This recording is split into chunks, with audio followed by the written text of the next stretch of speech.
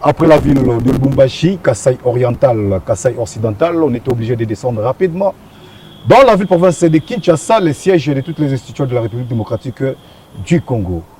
Bonjour, bonsoir, tout dépend de votre fidélité sur nos différentes chaînes partenaires de la République démocratique du Congo. Nous sommes très heureux de vous retrouver encore nombreux devant vos postes télévisés, très connectés, hyper branchés, en train de suivre votre nouveau numéro de cette grande émission, les aigles de la communication face à un robiste de la République démocratique du Congo. Lui, c'est qui?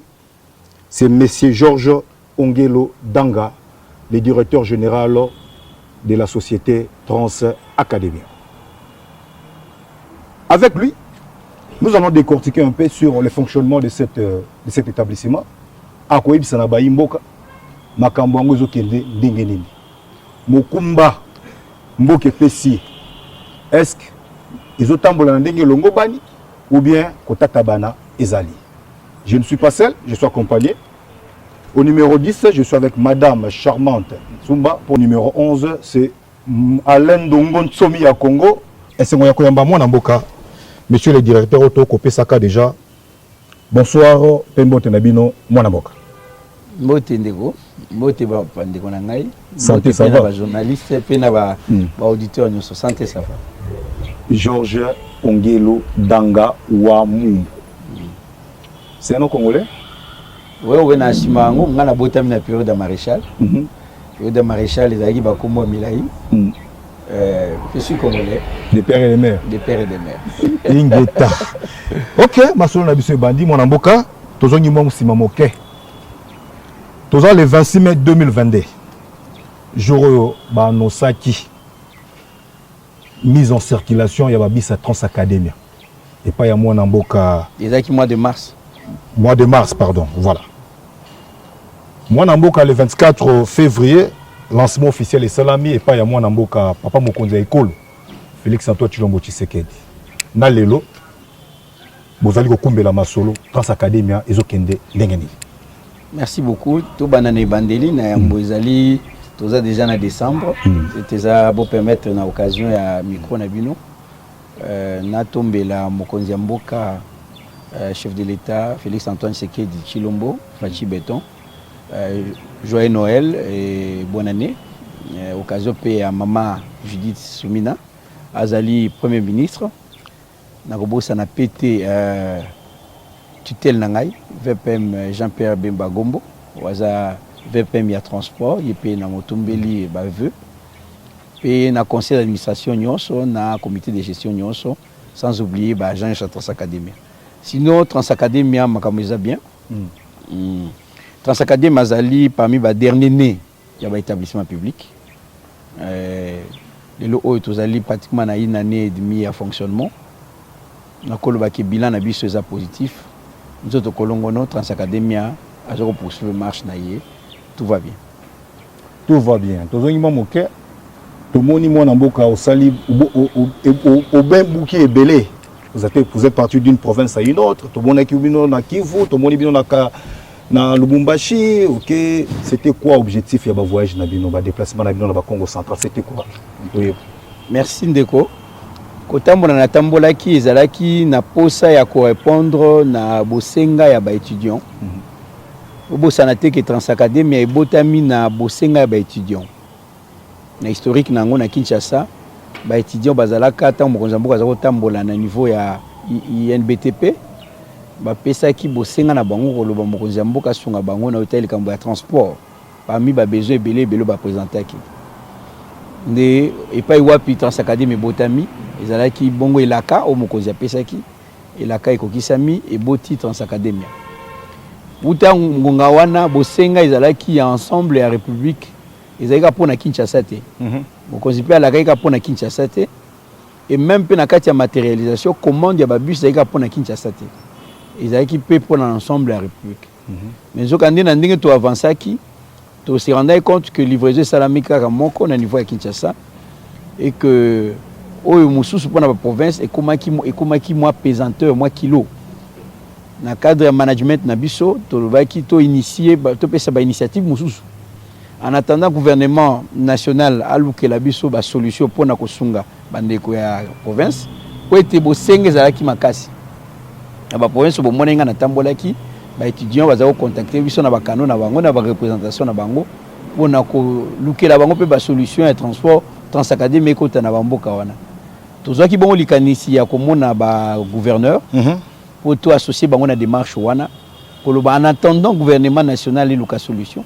Est-ce que biso elongo na bango toki koluka solution mon côté ba solution palliative pour être na ba moyen na bango pe na ba ressources na bango na niveau na bango local to luka solution ya ko somba ba bus yango to kendaki na Okatanga to kendaki na Lualaba to kendaki na Nord Kivu to kendaki na Congo central on est étape el boso et ba étape musu koya et to sololaki na ba différents gouverneurs na sens wana. Voilà la raison au monaki nga na tambola ki bisikami.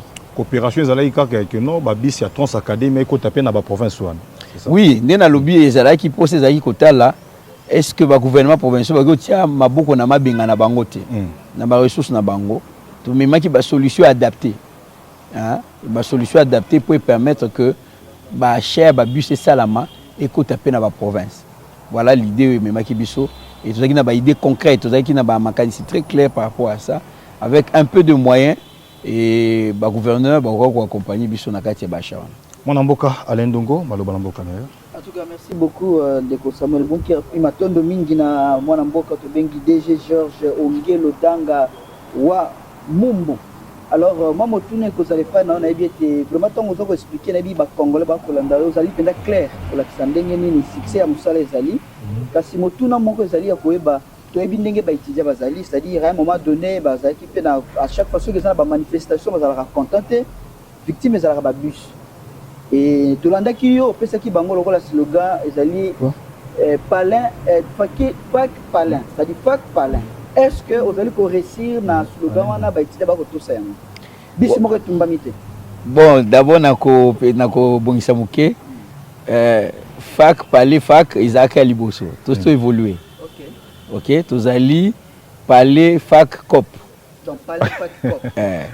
Wana izaba to comme na niveau wana. Ça veut dire ouais, c'est que fac parler fac cop et nkoloba boye. Transacademia et sunga étudiant alongwa parler akende chiki. So pas si chika mukolote. Ah oui, il capé ko beta moi libanga. Avec la Transacadémie. Le Transacadémie, objectif naie, ils allaient assurer mobilité à étudiants. Quand on a sens aucun de la cité. Voilà, voilà.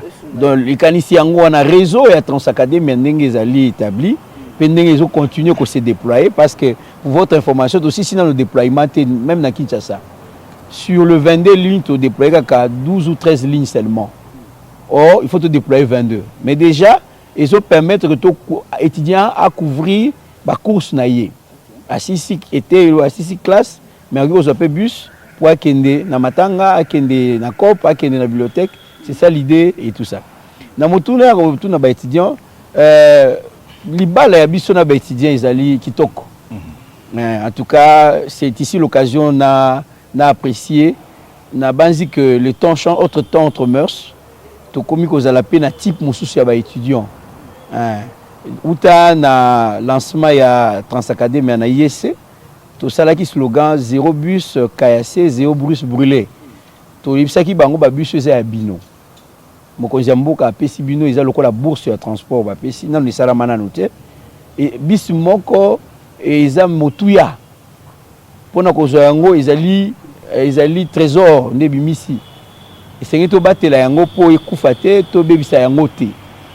En tout cas, na onyoso ba étudiants zo batela ba bus na bango et to pesi bango longo nya pona yango donc nous n'avons pas de soucis de ce côté-là. Baka ya bani les alliés c'est vrai que des fois toujours ba brigaleuse les alliés. Mais rassurez-vous que na côté wana ba de quoi. Mais il y a transport pour na trajet na bango wana pe boyoka neza makasi. Oui, parce que réseau tous a connu les a couvrir. Un réseau to déployer ça couvrir ba besoin na bango. Quand ndenge na lobby ke bosenge zakaka. Pour bali musuna to lancer en hôtel. Surtout qu'il y a plus de 7000 étudiants environ. Exactement. 7000 on est années nous lobby. Il y a un nombre d'étudiants dans les besoins. Non, c'est plus que ça. Par contre, statistique automémara par jour, nous avoisinons 10 à 11, 12 000 par jour. Pourquoi? Tout ça qu'on déplacer. Donc, tout ça qu'on déplacer effectif quand même, il y a Mounene, mais le besoin est réel, les gens Mounene. Donc, en réalité, dans ma prévision, Kinshasa, c'est 250 bus. Donc, nous sommes loin du compte. Donc, en réalité, Bosenga, ils ont et Mikolonion, d'ailleurs, tutelle Nabiso, tant ou Kakazu Bokonzi, à ce qui mémoire à étudiant, il y a ligne Yanjil. Malamo va saisir ça qui est, il peut accompagner la Kibiso pour Basenga qui ligne wana.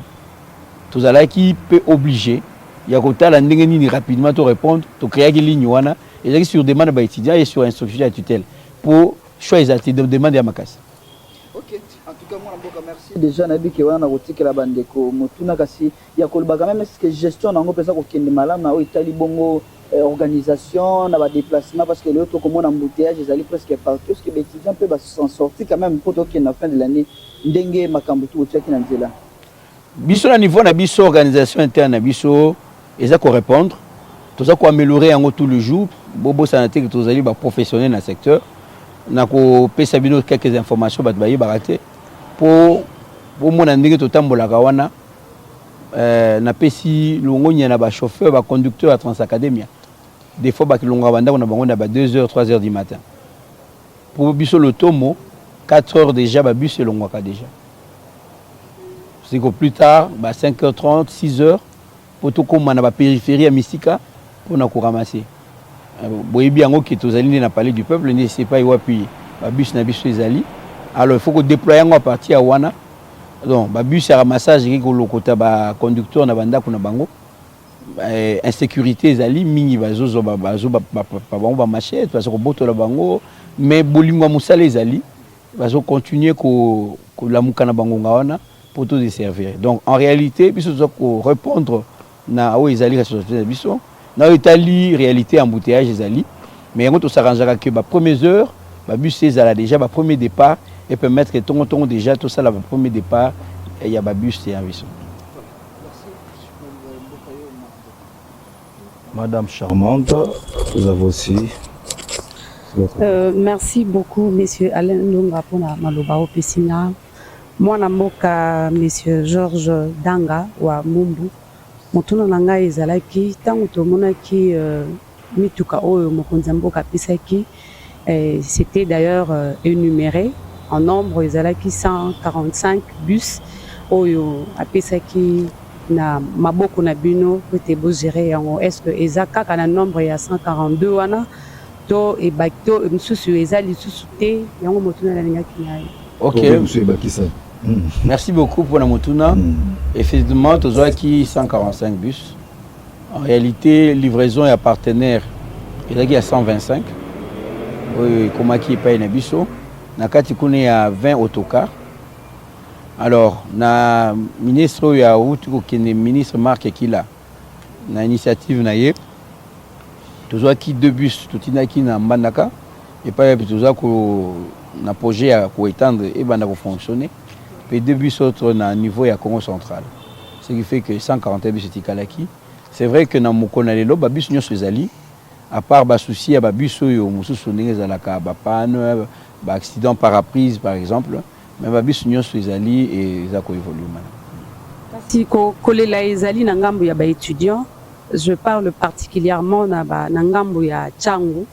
Ba étudiants mususu bazo déclarer que ba hôtel manare temps moulayi bien que côté kuna embouteillage eza déjà mboka mobimba mais vous verrez que ba telemi mususu 1 heure du temps 2 heures du temps nare mutuka ezali koyate au moins la peta mususu penzela voie eza en libre mais moyen ya komata ezate bazo komara ba classe retard et consort précaution nini o bozui pour na ko décanter ba situation ya bon ya wana lobaki na lobi normalement logiquement besoin ba bus ezali ebele soki ba bus ezalaki nyonso ebele ndenge tosengaki engaka permettre que na ba premières heures totandi ebele ba bus na ba zone dortoir parce que circulation na bus ezalaka un sens aller et pourquoi un sens retour c'est que tozolongola ba étudiants na ba zone dortoir pour to mabango na ba site universitaire Bon, maintenant, ceux qui n'attendent déjà tout à liboso et qui kaka biso wane faut comment déposer pour les ongat. Ndé loko ozotu na wana. Omoni? C'est comme ça que c'est base à la matinale. Baba za matinale. To le biso na niveau la biso disposition ezake ba conducteur ba bimatongo makasi bus ezala déjà. Dans le premier tour déjà bus ezali. Le problème est à partir ya biso ekei. Par exemple biso longwe kingasani eketi inikini. Et le Moïnikin, ils ont apposé le deuxième tour. Vous comprenez la réalité wana. Lié dans Zela. Est-ce que y a la possibilité d'abord dans la situation actuelle, il y a un embouteillage qui est peut-être un transport, transacadémie, il faut peut-être dans la commune, dans le quartier périphérique, de sorte que les matins comme ça, et il faut évacuer la classe. Est-ce que vous avez la possibilité? Oui, vous avez totalement raison, mais essayez que vous avez yango. D'abord, aux hommes, on a vu ce mot de un challenge à l'école place. Mais beaucoup de temps, ministre Akassia, tout à mon avis, beaucoup de temps, pour résoudre l'espace, il y a Babis à Trans Academy. Parce que Ndako Botio, ils ont l'indako à peuple. Ils ont garage, il y a Trans Academy. Il y a l'auto commun, on a parlé du peuple. Et comme garage, il y a depuis il y a Trans Academy. Bon, ce mécanisme est en place pour Bobima. On a pas rencontre d'Abinona, madame la ministre, pour solo la kinine. Et la résolution, il y a rencontre dans le monde. Voilà. Biso ça la biso fierté. Vous allez parler du peuple les essais pour na biso té. OK. Mikanda to komi. Ba démarche peut tout ça comme mener yango. Pour ba pesa biso esika oyo to kotunga ba dépôt et tout ça. Boza ba journaliste, c'est ngibole kana pas dire dans ba conditions nini. Tout ça pour entretenir peut qu'on maintenir ba bus. La condition moko vraiment infra-humaine ils ont ngoté. Alors tout le monde na ki na mama Akassia parce que justement na kati ba démarche belé pour to luka isika. Mais tino lelo esika mon ami. Et là on est bloqué. Ma belé ezate. Oh. L'état za na mabelé té ya kopesa biso. Déjà Trans et c'est elle qui a sombé la biso. Merci Molamboka. Trans Academy a déjà ils ont autonomie et gestion nango. Ils ont un organigramme nango ils fonctionnent selon indépendance où ils attribué la ligne de Tangaki de créer il y a chef de l'État ou à Kumaki de créer premier ministre plutôt Samalukombe qui est déjà partant. Mais par rapport il y a 2 ans au Isali, est-ce que Trans Academy a incapable de resomba et sika pour naïe parce que ma recette bien que facture les préférentielles les amoukier par rapport il y a mbongo et au basengeli ko futa normalement est-ce que na mbongo ezoko tawana na 2 ans au bokoki kozwa et sika te oyo mokonzi okoki ko tcha bisika na yo ke o mituka ivana. Merci pour la motuna. Trans Academy ndingo lobby azali établissement public à caractère social. Yo moko lobby to ça la tarif préférentiel. Et la bourse, aux étudiants au Fouta, ils ont qu'au nous coûte pour prendre en charge ma besoin Trans Academy. Si quoi tu as la lolenge kani nambongo ya muke ils ont kokate pour économiser to somba. D'abord, je vous informe que au cas où que naïsno l'État dans ma belité effectivement l'État dans ngote pour te poser des problèmes. Na minute oyo démarche ça que ko somba n'est pas ba privé. Ba privé n'est pas dans ba espace. OK. Et démarche wana biso to na makoki ko somba yango te to s'adresser à qui des droits, il y a quand même une lueur d'espoir pour être na minute au dossier mo ezali na ITPR. Dossier na ITPR, mineta ITPR, toujours c'est la suite na yé. Et ça na isika o baza koteka, nous osons croire que gouvernement a kosombe la biso espace wana. Pour ba espace nyonso ezaki à l'état et kenda bokotu na ngate kenda wapinga na yebi. Bien voilà, mesdames et messieurs, fidèles téléspectateurs, les amoureux de cette grande émission, les aigles de la communication face à messieurs Georges Danga Wamumbu, le numéro 1 de Trans Academy. Bon, monito maniola ne kaka makambo teli fonctionnement ya Trans Academy parce que zali ndako yaye biango bien toko maniola tozwa lumière par rapport parce que bien de botinda biso bolobaki bana mboka bokende botuna il y a des histoires là-bas. Pour moi, les gens qui m'ont tembélé, on ne force pas la main du chef. Azala qui trop pris, trop surchargé, agenda tellement rempli dans ma camobélé. mais lelo muto to lukaka ye to zuye to bomba telo ko bomba ezate il faut to attaquer mais tout na ça la passion moi na mboka aux Trans Academia pas même une année ba grève bandaki aux 7 mois impayé tunga to yeba misolo ya Trans Academia ezokende wapi. Pourquoi grève wana persiste pe makas pendant 7 mois ba to ba ko salaire te et utaki wapi ngoyi ça ba yimbo ka bana besoin ko ba makambo. Merci beaucoup. Évidemment likambo ya marche ya Trans Academia nazakolo bango bandeko na ibisaka bango na biki Trans Academia botami na malformation congénitale. Ne image na pesa bandeko eni koloba boni eni koloba ete na kobota mana Trans Academia abotami na mwa ba faiblesse. OK.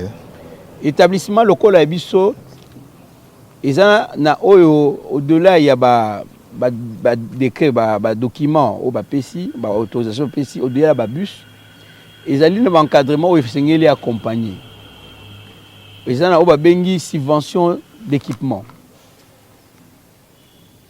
toto le belango ba pesa ki biso ba bus longo nya na mokonzi ya mboka mais toza na dépôt te toza na garage te subvention d'équipement na e akite ezolanda biso kino lelo yango toza na palais du peuple na yambo établissement lokola biso ebanda esengelaki bapesa biso matela ya misolo po toza na social etant to bandi makoki ya misolo lokola basalaka par exemple na Transco nazwaka mbano kozala conseiller ministre ya transport donc nayebi un peu na expert ya transport. OK. Transco tanga botamaki batiaki makoki pene. Ça veut dire que dans les premiers instants pour permettre à couvrir la charge naïe. Biso zalaki bongote. Omoni. Ce qui fait que tant que tu bandi déjà na bakokoso. Biso toza ko dépendre na misola l'état ou ba bengi subvention. To bengo subvention de fonctionnement ou bien d'équilibre. Pour être oh toza ko produit comme recette eza muke, l'état consenti que manquant on est likolo, il y a pesa ka biso yango sans agno sur le quoi la subvention pour permettre de couvrir. Mais ndengo lobi tant que bandi en 2023 déjà qu'on libérer subvention on est posé problème. Mais il y a eu ministre tutelle, il y a transport, à l'obéli en trop même dans conseil de ministre, tu sais quoi solution ils allaient kakate mon ambok. Non, justement, nazo ba pesa on qui c'est ba grève ngi bandaki. On a 2023. To bandi na 2023, to bandi na mars. OK. Omoni? To bandi na mars et déjà to bandi ba subvention les oyati. Des sika wapi to bandi ko cumuler ba retard. Et tant que bandi ko pesa subvention yango baza ko pesa pété en comblant le trou. C'est ça le problème. Moral na kati ya ba agent to sala musala parce que to bossa na que 2022 ça qui fait année électorale. Tikana Sabino o zalaki challenge na biso. To se retrouver que na 2023 na année électorale biso to zana ba un paiement pour subvention ezati. Il a fallu conscientiser ba agent. Potomi beta lisasi na lokoloté. Na lobi na bango bandeko oza projet mokonzi. Oza projet ba étudiant. Soki bobimi na balabala lelo na minute makamba campagne to pesi opposition manduki. To kanga motema. Oza mandako. Pendant ce temps à l'époque on allait quand même na émission pour nous expliquer. Bolandaki kutu parce que finalement na contenant ki bango novembre, décembre. Décembre, tu traversé l'année, na katia pas si bajan na bazali awa. Mais il fallait qu'on contenir bango po ko isa bango bandeko. Oyo to ko isa mukonzi mboka sonité. Et en janvier, tellement que ventre affamé na point d'oreille. Et Indelio. Voilà. Grave été. Parce que ndeko le fana le ba. Grave avec zongi donc mataki tambutu mbutu ambrema. Omoni on maîtrise ça qui on ndengeni. Na le bien Indelinga te pona ni dans la mesure où il y a un problème de gestion té. Et c'est qui problème à gestion. Et c'est que mbongo va payer si lié. Non, et paye sa mité. Et jusqu'à ce que bon mona qui en janvier, ba kangi, ba yo kangatine là et consort et de suite. N'est pas wapi solution est bima. Et tant que solution est bimi, subvention est bima qui wana. Il y a 2023. Bah bimi c'est qu'il y a 2023. Ndé to bani ko futa nango siko 2024. Bah ça là qui plein échelonnement. Yango ça là qui que to komi ko futa nango. Mais oh il y a 2023 wana. Nyoso ba futité. Vous comprenez un peu la logique. Okay. Pour votre information, les lots oyo tozali na 12e mois na 2024 oyo dans le 11 sur 11 bajan na baza payé. 11 sur 11. Oui, Yasuka awa. Ça avait encore bloqué. Et bloqué qui les sous. Machine est bloquée. Et bloqué qui les sous. Pour babana ko libérer, après bloqué qui les sous. Tant que bloqué, vous débloquer. Bah débloquer, il faut on appelle ça longo na ministre na bisa finance. Ayoka Kimbela, ayoko débloquer, to fouti. Okay. Voilà, donc c'est ça le problème. Subvention wana et sengele bimaka. Régulièrement. Voilà, c'est ça le nœud du problème. Et bimaka régulièrement, pour ce que bimité, tout ça n'a bien que ça. Quand bien même tu initié qui va initiative, pour le bilan peut-être, il y a création et richesse pour combler les besoins wana, mais on est encore au début de cette initiative. Pour te le dire qu'au-delà de tout ça, manager. Faut que le la solution exactement. Tout ça na kati optique wana. Hein, il y a créer la solution mususu mais essayer toujours accompagnement par rapport à ça. Donc c'est ça le problème les gars. Alors moi namboka mamutuna autorité lobby donc aux alliés na bakata ba initiation makaso ko lukande ni bokoki ko zala bino moko boko mape na autonomie mais est-ce que ba gens na bino pe bazali quand même na basa prise en charge pour na koyi ba cas social na bango c'est-à-dire ba point ba soins de santé na bango est-ce que bazora vraiment ou bazora bango vraiment en charge ça ce sont des charges médicales. Oui, ça ce sont des réalités autour de Nango. Effectivement. Les alliés ensemble, il y a des problèmes où ils doivent faire face. Mais comme je le dis, Bisso, Toye, na optique qui a collé la minité. Très bien. Je crois que Moni, Salimwa, il faut pour Kutana, parce que tout ça concentré, tout boyi ko solo na binoté, tout ça concentré à trouver des solutions. Baloba ko tozobanga. Hein? Baloba ozobanga. Non. Ça ne le communiquer tozobanga. Non. Et ça dans l'optique à luka ba solution. On est concentré dans ça. Non, pas c'est bien qui ça. Moi, j'ai parlé avec les représentants d'un syndicat. Par exemple, il y a prise en charge de la santé. C'est vrai que tu prends en charge, nous avons un hôpital qui de temps en temps, mais ça ne répond pas parce que tout ça, la masse est monnaie. D'où tout ça, l'initiative, il y a une mutuelle de santé. Il faut tout utiliser la loi du nombre. Et si quand ce nombre est effectivement s'organiser. Ils sont en train d'avancer par rapport à ça.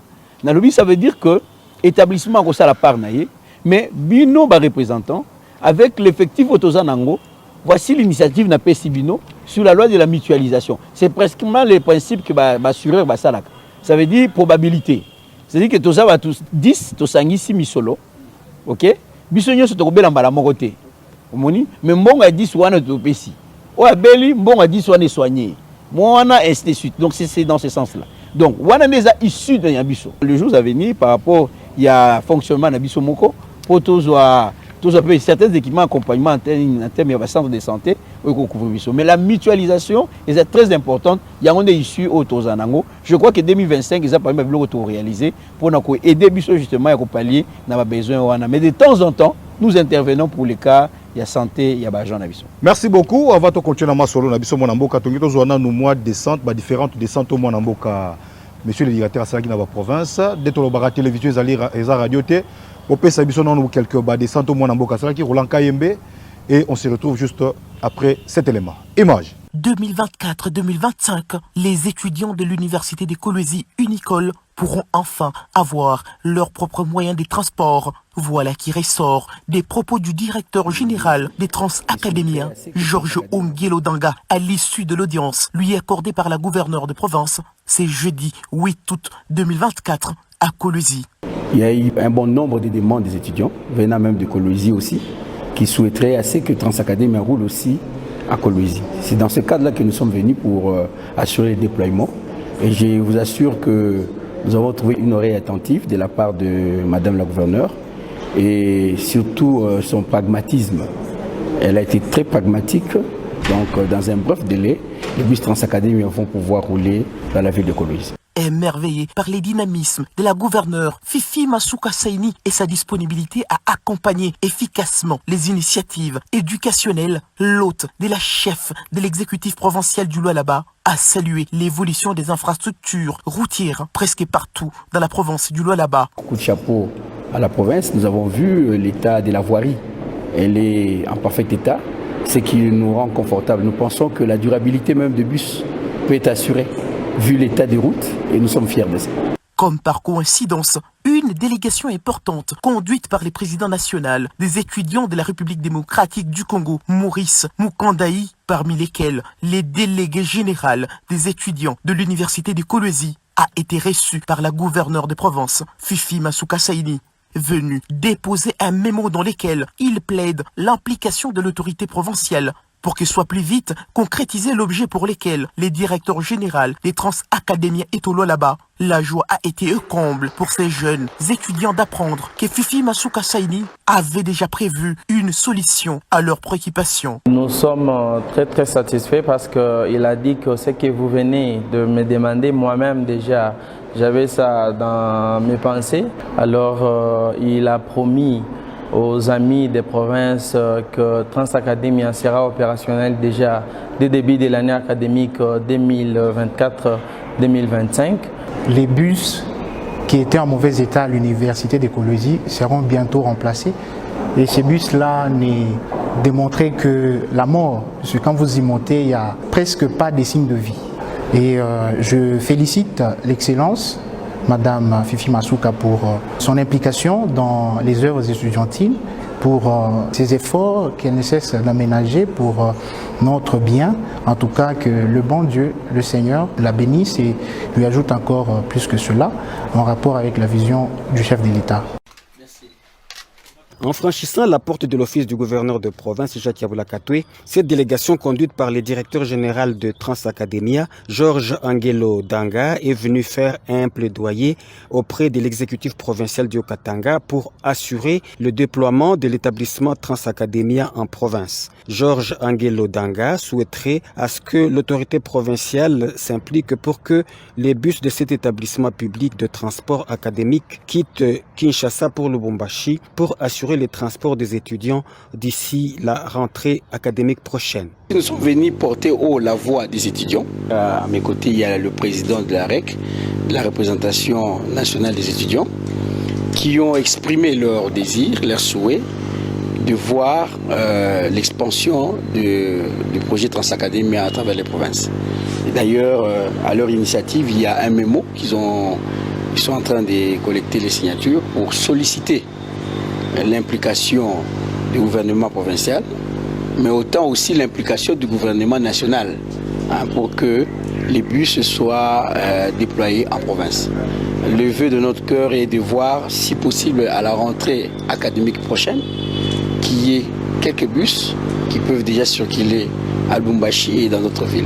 Il faut noter aussi que nous avons trouvé une oreille attentive de la part de l'autorité qui est très positive et qui est disposée à pouvoir accompagner l'installation ou bien le déploiement des bus en province et ici à Lubumbashi. Très attentif à leur doléance, le gouverneur de province Jacques Yabula Katwe leur a rassuré sa disponibilité d'accompagner Transacadémie pour le déploiement de ces bus à Lubumbashi et d'autres villes du Haut-Katanga. Bientôt, Transacadémie sera opérationnel au Congo central afin de permettre la mobilité de la communauté estudiantine. Cette nouvelle a été rapportée le mardi 19 septembre au gouverneur de province Grace Kwanga Maswangi Bilolo par le directeur général de cette société de transport public, Georges Ongelo Danga Wambumbu, accompagné une délégation de la coordination provinciale des étudiants du Congo central. Toutefois, il s'est dit satisfait du sens réceptif de l'autorité provinciale qui a promis son accompagnement dans la matérialisation de ce projet à impact social. Nous sommes venus voir l'autorité pour solliciter l'accompagnement du gouvernement provincial dans le sens d'acquisition d'autres unités de bus pour pouvoir couvrir l'ensemble de la province. Mais aussi, nous avons tenu compte du fait que Matadi est une ville montagneuse et qu'il y a une configuration particulière, voir dans quelle mesure et quel type de bus on pourrait adapter pour pouvoir répondre à la demande. Nous apprécions la promptitude avec laquelle l'excellence a répondu à notre requête et qui nous a aussi confirmé son accompagnement. Nous rentrons sur Kinshasa très rapidement en vue de réunir des données techniques. Voilà qui justifie l'implication du chef de l'exécutif provincial Kitchie Mordikis à l'amélioration des conditions d'études de l'élite intellectuelle Congo. C'est pendant l'orage qu'on reconnaît un véritable pilote, dit-on. Après une interruption momentanée de desserte de bus par les agents de réseau à cause du retard de subvention, le directeur général Georges Angelo Dangawa Mumbu s'est entretenu ce lundi 25 novembre 2024 avec le personnel affecté au terrain à 4 heures du matin dans l'enceinte du Palais du Peuple pour le faire part des efforts fournis par rapport au paiement et au bon fonctionnement de services. Gestion moko transparente. Mokolo moko te boyera sango keno na legi mbongo na bino. Je n'ai pas le temps pour ça. Nazo croire na chef de l'État a salinga confiance et kino mokolo na kolongwa lisika oyo bokoyoka nga na sango makamba mbongo te. De bozelanga kuna te. Nous sommes une société d'établissement bien établi. Okola mukana tongo to sali grève. Ils ont raté. La grève est un droit reconnu. Mais elle doit se faire dans le norme. Vous avez une représentation. Tolingi des ordres te, tolingi ordre ezala. Vi nabi ses amis tout cas. Toute la société à transport à libosote. La société nyonso ebunga ezala société tant que bus ezali société. Mokolo ba bus ekozalate Transacadémie ko disparaître. Ba conducteur oyo ba yebi valeur ya mutuka te ba okuta ngai na nzela na bango. O nyonso aza koya pona ko bebisa mituka. Azali ennemi ya Transacadémie. À cet effet, le directeur général a rappelé à l'ordre tous les personnels assignés au réseau et les a interpellés à protéger les outils principaux de l'entreprise. Sur ces entrées faites, après sa communication à l'attention de ce personnel, le directeur général Georges Angelo a concomitamment assisté au lancement de bus de toutes les lignes et il a passé en revue l'état de chaque service mis en place au dépôt provisoire de Transacadémie au Palais du Peuple. Mesdames et messieurs fidèles téléspectateurs, on a moi Namboka Georges Ongelo Danga Salaki, na ba quelques provinces de la République démocratique du Congo. Tozongi na masolo na biso moi Namboka. Lelo to constater ba bisa Transacadémie. On dirait zo me mapé kaka non seulement mes étudiants oui, objectif est bon mais zo me mapé na ba kwa mususu ba non étudiants bazali kokota. Il y a des fois on a des sacs qui sont les colons et les cas même dans les réseaux sociaux au juste. Ils l'ont connu les ont bloqué machine et Transacadémie. Tika na limbola likambo ya image ya réseaux sociaux ya ba bagage visa Transacadémie te. Ya solo. C'est là montage oui il y a rien tout tika là ko bus na biso ata mongo te tika là ko mema ba bagage likolo parce que pas na biso discipline ezali eza parmi ba élément oyo tout ça ko betela yango c'était ba agent Transacadémie ba yibike parmi ba pilier na biso likambo discipline to sakana na ngote outil de travail c'est ko batela ngo en tout cas tolérance zéro na likambo wana. Alors naza ko loba na bino que na kati ya management na biso to lukaki ba solution parmi lesquelles to proposer ki na mokonzi mboka fait ministre na biso ya tutelle to kenaki a partie ya décret na biso o et permettre biso to ça la activité connexe. En réalité na kati ya décret on a prévu ba activité connexe. Et dans quatre activités connexes, on a tout le bail qui est dans ministre, mais compte tenu à associé à trésorerie, tous en ango, puis dans le retard à subvention, puis ça bison ça, tout organisé tous au benga réseau connexe avec principalement 2 réseaux, l'interurbain, na les scolaires. Après ça bison autorisation on a et pourquoi? Parce que déjà dans quatre il y a achat à bus, mon cousin après ça bison autocar. Zokande autocar et bus oh ils destiné na ba longue distance. Ils ont bus climatisé tout ça. Donc na kati esprit sur les 600 bus il fallait le gouvernement sur la biso sans autocar.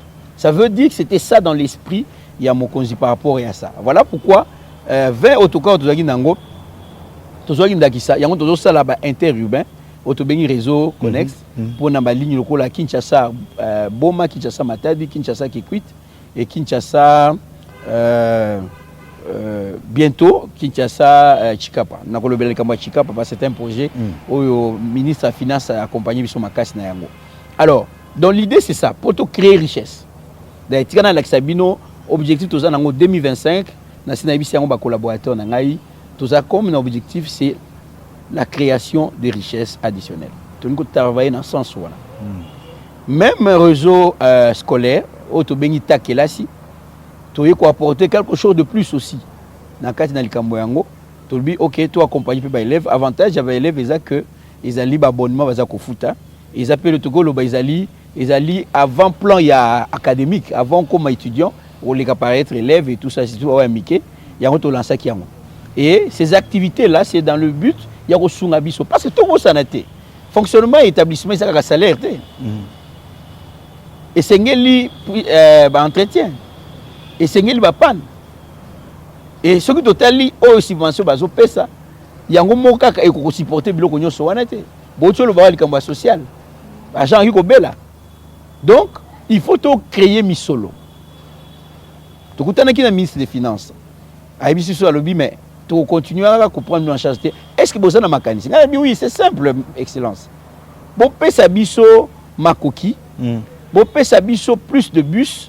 Au même moment, tu as la sociale. Ils allaient le lobo à gauche. Au même moment, à droite. Et c'est tout ça la paix. Réseau connexe, interurbain et cola.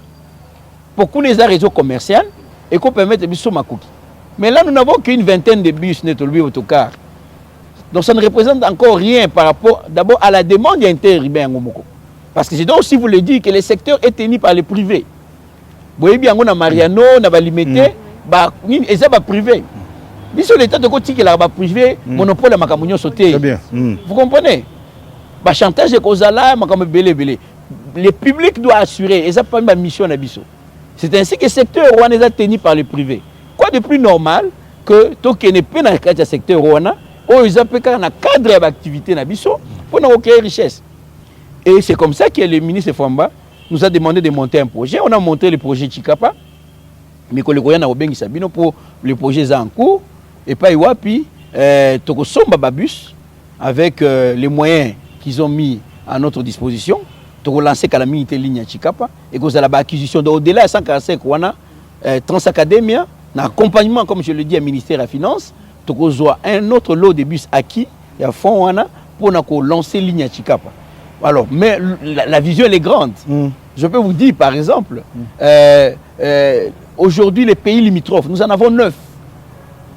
Les transports en dehors du pays, c'est les autres pays qui assurent. Au Kenya, na Lumbashi, Babus, Batakwa, les autres à Tanzanie, les autres à Zambie. Le Congolais n'est pas dans le secteur. Le public encore moins. C'est un champ, c'est un marché qui est ouvert. Oyo, tu peux développer et permettre à ce que tu créer des ressources par rapport. Donc les transports transfrontaliers, on est à mesure de faire ces choses. Alors, dans un premier temps, Kanamingité, je vous le dis vraiment dans un bref délai, tu relancer ligne Chikapa, ça fait partie dans le but, il y a créer richesse pour permettre que tu essayes tant soit peu. Il y a aussi venir, n'a pas besoin, il y a fonctionnement, il y a Transacadémie. Pour répondre à votre question. Vous assure que Kalamingité Chikapa. Naza très sûr. Ça va, Madame Charmante. Merci. Effectivement, mingi baye baratel comme Transacadémie, ba innovation est belé. Biso na innovation ya monene oto na ngona Transacadémie, ezana nous au babengi paiement dématérialisé. Tozali ba to yambo to yaki la solution à paiement dématérialisé, ils allaient assurer traçabilité à la recette. Et pas un habitué étudiant fout à transport dans ma côté. Pas fout à grâce à l'abonnement, grâce à l'application, tout en application à télécharger, grâce à ma carte.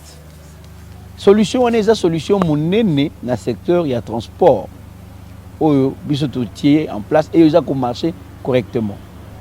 Parce que non seulement ils ont assuré que tous à la exclusivité en termes de bateau matanabus nabiso, to identifier les passagers nabiso. C'est grâce à cette application. Donc un coup d'âme au matanabus c'était Transacadémie comme étudiant parce que préalablement il faut avoir une carte et puis oyo ba système wana ndenge za ko tourner. Ça c'est quand même mérite oyo nango. Oyo na loba ngo chaque fois. Ezali salutaire pour le secteur ya transport. Parce que même ba privé au baza ko exploiter les lo oyo, ba travailler à perte. Parce que coulage à recette ezali. Tant yo sombi 207 na yo. Versement chauffeur na receveur ne bazo décider nini ba oyela yo yango. Ozomona. Donc recette déjà déclarative. Omoni? Au sombi taxi na yo, au catch. Chauffeur ndazo décider recette ni na oyela yo. Oza na contrôle mokuna te. Omoni. Mais solution etoye nango. Ndenge tozo ko développer même les privés ko sunga bango. Ça veut dire tozo ko rêver lobby tant on matine à taxi avec ta carte au ko futa. C'est-à-dire que mukolo mutuka mbongo ezokota na banque et le chauffeur a 10% na e. Parce que recette est canalisée. Omoni. Donc d'ailleurs l'isolo yango VP mazaki très intéressé yango tozo ko tala ni peut développer yango pour un établissement misusu. Le projet est déjà en cours. Je pourrais même ajouter, dans le cadre de l'innovation, par exemple, tu as si aux alliés abonnement à élèves. On a peut déployer une solution. Pour permettre que Moboti, tant que moi, je suis à Zomata, parce que c'est une inquiétude. Est-ce que moi, je suis à Mata? Mais avec ces mécanismes, c'est que badge moi, je suis avant Mata, il y a une notification. Ok. Donc, sécurité. L'après-midi, peut-être que moi, je suis ici, ni babadje, ayebi ke pe moi na. Ce moi na matakite, c'est une solution. Toujours que nous même interurbain. D'ailleurs, interurbain, on a solo banabino, na une équipe na Congo central. Pour qu'on appelle ezala ndenge moko. Parce que ambition na biso eza yango wana que les mbongo et les kanamabo côté. Mbongo et futama na ba moyen wana. Oza ko assurer notre traçabilité à recette. Vous comprenez? On a des soucis nabiso, mais aussi eza ko rendre agréable parce que les oyo étudiants partout à Zali à ko recharger abonnement naie, ça leur rend agréable. Mobo tu as fout abonnement, on a besoin que ça la moulongote de chez lui, il peut renouveler son abonnement. L'obiso qui est Congo central paye à la mesure à partir du moyen on a fouti et tout ça au mati. Voilà un peu oyo ils a pas une innovation tout ça yango et il y en a encore d'autres là. Kaka la même idée on a Molamboka, monsieur Georges Wanga. Moutoune Zalaki, pardon? Danga, s'il vous plaît, pour les noms. Est-ce que pour l'octroi et application, il faut étudiant en ordre na université? To yemokopé d'emblée à ta foutina nous minerval te à télécharger application, peut utiliser bon parce que principe il y a carte et abonnement. Ce qui me dit foutu bon on a déjà accès à mutuka mais est-ce qu'il faut azala étudiant effectif to bino bo collaborer na ba institution pour ba pesa bino liste ya ba étudiants réguliers ndé bo affilié ka bango par rapport il y a programme na bino mutuna na ngeza. Oui, na ya motant to lança qui application pe solution to kenaki to kutanaki na ba université totalisa ki bango que biso toza ko collaborer na bango toza prolongement ya fait ya musala na bango na moko manaval pour biso to memela bango ba étudiant batanga pe tozo c'est la bango ba étudiant na ndako so basisi kotanga et que bango nde bazali na makoki ya koyebisa biso nani aza étudiant nani aza étudiante. Malheureusement toza ki buté na difficulté ba université bana ba base de données. C'était ça la difficulté. Donc, il y a un peu plus loin, il y a construire la base de données et tout ça, mais il y a moins kilo. Alors, comme il fallait assurer le transport, tu dois contourner en haut. Et comme il y a un étudiant à sa carte, il faut approuver qu'il est étudiant avec un paiement. Mais la bonne nouvelle est que na parcours au Sali, tu as une bonne base de données, il y a des étudiants qui fréquenter. Je crois que l'actuel ministre il y a issu tout solo là qui naie tout ce qui est transacadé mais ça même disposé il y a quoi accompagner bango parce que biso solution est essentiellement numérisée donc au sunga bango na makambo ya base de données quand même les secteurs na bango mais c'est donc ça mais voilà comment tu collaboreras donc l'étudiant doit prouver qu'il est étudiant avec des documents naie ni qu'on permettre tout ça mbano ya matana business. Voilà, en tout cas, le DG Georges Ongelo Danga Wamumba, allais-je dire. En tout cas, ça nous donne vraiment l'impression que tout ça devient un professeur, parce que ce que vous dites aujourd'hui, c'est que vous révélez la population, surtout les étudiants, parce que vous êtes fiers, il y a comme on a qui moto, il y a une gestion, il y a Makambo, Italie, transport na bango, il y a des gens compétents, parce que vous avez ça ba initiation, il y a ma casse. Alors, tu tout le bas, nasimaka ka iska yo fandi tozo mona nasimana kuna ba komi Trans Academia, transport d'avenir. Est-ce que il faut que l'avenir, le lot dans le présent, ni ne peut pas être transport de l'avenir et une koloba boye. Déjà, tous en ango et tous qui ne vers l'avenir. Et ce qu'on moni na mongo ngamukia, on a même bino nando tout. Ta on a solo bino taxi, mutafu ta carte. Bon moni, bon combien qui déjà dans mécanisme na bino, commencez déjà à voir ça. C'est ça les transports de l'avenir. Donc nous nous projetons dans l'avenir avec des initiatives d'aujourd'hui. Na mai tozo sala lelo na o tozo koluka ko sala lelo tozo ko se projeter dans l'avenir na si ça qui kolobate na o tali ba innovation ba réforme mais belé na par exemple le secteur de transport professionnel tozo nango tozo na o to benga régulation. La régulation il y a permettre de gérer barré bus tangoyé les régulateurs azali à bus à un nombre de passagers et tout ce qu'on sort et ça la marque d'une manuelle au moins. Mais 2025, tout ça qu'on lance, beaucoup il y a beaucoup moins que tout qu'on numériser. Ça veut dire qu'en temps réel, le régulateur Nabiso, à partir de l'arrêt d'un bango, de tablette, on peut permettre que ça la régulation malade ou il y a bus. Les données statistiques, les données en temps réel. Ça fait partie de l'avenir. Vous comprenez? La campagne est géolocalisation. Le bus est géolocalisé. Le but est envisager de manière que étudiants tant alingi azolongwa na ndako na ye awi komona partie application na ye awi komona déjà que bus songolo eza pembeni et consort ils à venir voyez donc l'avenir mais toujours qu'on va venir en lelo donc ce que nous faisons aujourd'hui ça nous permet justement d'atteindre l'avenir. Mais tant que moi apparemment hôtel c'est toujours succès mais na yo moko pende ba difficulté ni so coûter na depuis aussi beaucoup. Peut-être que la ningaité c'est vrai que tendance nanga izali nazali optimiste natalaka vers du côté plein. Regarde nanga mingi ezala na côté anité ba challenge ça réel papa nanga. OK. Na bisio ezali fierté té. Par exemple tant où un conducteur et pas un conducteur n'a pas na copte. Moni paiement est dématérialisé. Azu étudiant na ninga memi kuna ata 500 fois aux ouaté. Tu vois. A rolongana ndako na soki 2h du matin. A ozonge pas na cassé. Donc il faut affoutement. En temps. Azolongwa 2h du matin na tongo yo la muki 4h, il y a des fois to kuta on a 4h du matin dans le terrain. Ko solara na ba surtout période de guerre, il y a grève pardon. Au bandoro salango ndengeni. Pour surprendre kaka ba Jean Boyer na 4h du matin et bandoro salama ndengeni. Non d'abord habituellement personnellement nazaka toujours matinal. OK. Ba tunyo so ba webisa yo bataba na ngai na komaka na bureau des fois na komaka bureau muteli boso. Ah, ça bon? C'est ma vie de tous les jours effectivement. OK. Et alors souci à Moussala. Nangaï na ba agent nangaï. Na so partager na ninga minga lo ba pona ba poisa c'est malaisé un peu na le belanga moko peut-être vous êtes me placer tous ces consoles de suite. Souci à Moussala les ko animer nanga na bango. Yango de zo sala ke to kata puni na ba 4 heures wana. Alors j'étais en train de dire na répondre na vana zonga na yo. Chauffeur wana essayer la futa ma en temps. Et ça passe pour en tant que manager na fin du mois. Nous sommes capables de faire été passé dans une subvention. Très bien. Kende kota la bakopé c'est une image, il y a des conditions des techniciens dans ba ça l'entretien. Moko kuta perdre ki ndamba musapi. Fausse exacté. Et c'est qu'il ba tombo la ba bus, ba tia ba trito, bus à la likolo pour ba vider.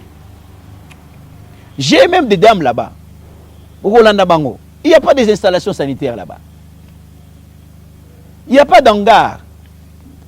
Ceux qui vous les Noki, je ne suis pas fier.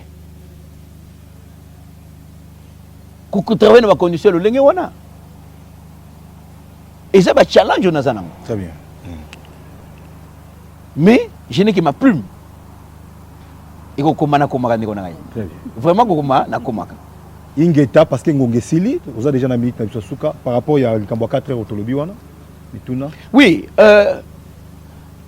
eloko eza mutu ya na mboka na biso ezali suivi. Et ngai na découvrir yango. Un bon management esengeli vanana o ba bengi suivi. Yango nga na landelaka. Je vous informe d'ailleurs na gestion na biso. Parmi les éléments to kotisa, biso tozana ba groupe de travail à WhatsApp. Déjà, 3h, 4h, ça bouillonne déjà. Nous suivons de près. Si on a 4 h parce que nous avons la réalité. Nous avons limité à bureau, nous avons rapport à bureau. Je descends aussi pour nous pour nous la musique en réalité. Parce que c'est ça le danger. Yoza likolo kuna na sekoto ozo yebate. Alors il faut descendre na sewana pour nous ce qui se passe. Tout ça on a suivi en temps réel, comme je dis. Tout ça, va résoudre permettre qu'à tout moment, on interchange avec nos agents pour nous ce qui se passe. Et de temps en temps, ça, la visite, la surprise, pour nous connaître la réalité, oyo et ça. Donc, nous sommes arrivés complètement à la fin de notre numéro d'aujourd'hui.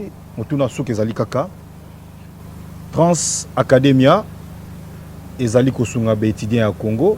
Nous avons Trans Moussous, Yango Transco, et Yango Sunga Congo Mani partout. Coopération na binona ba DG wana mi ba les ndengeni parce que apparemment ba difficultés un peu partout mais apparemment yozo le la mingité mususu moninga mususu azole la moi mingi mais bino so zaka na domaine moko ya transport et loko nini ko salaka yo le la mingité yekuna zole la ti le lo ba grève na ba grève ezo salama kozika na kozika bazo sikisa mais yo awa koziki sezate kimezali et loko ni sala Kelbino, moi différence wana moi na mboka. Effectivement, il faut qu'on note na pesi collègue na ngambere mbote. Aza établissement Isa Yaya na biso. Aza Yaya une vingtaine d'années lelo oyo donc Aza Yaya et transport na ba réalité na yebi ba réalité secteur de transport de konanga izali facilité.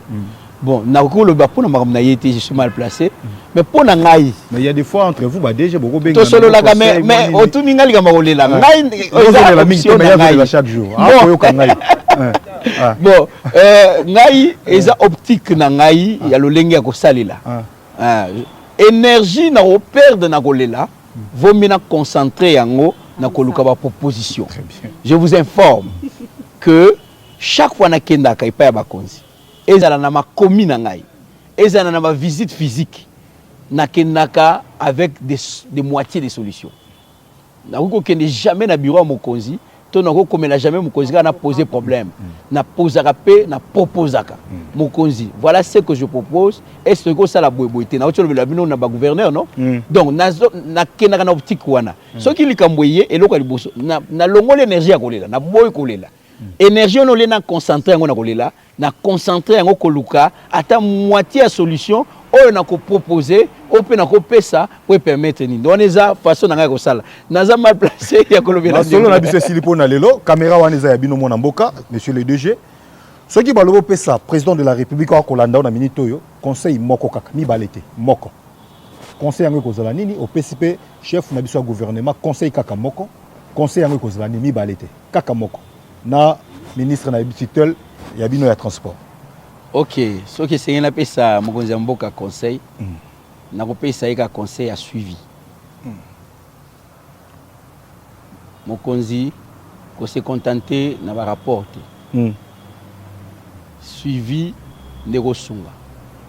Ça veut dire, et ça valable na Premier ministre. Tant que vous avez une décision, tant que vous avez une décision, quand il va à suivre, c'est les al. Il y a un négosunga. Parce que la décision est malade, mais le col a suivi exactement. Mingi bao ba zo sunga biso. Tant ba zo sale la yangote, c'est là où ça ne donne pas. Très bien. Donc Congo a besoin de suivi.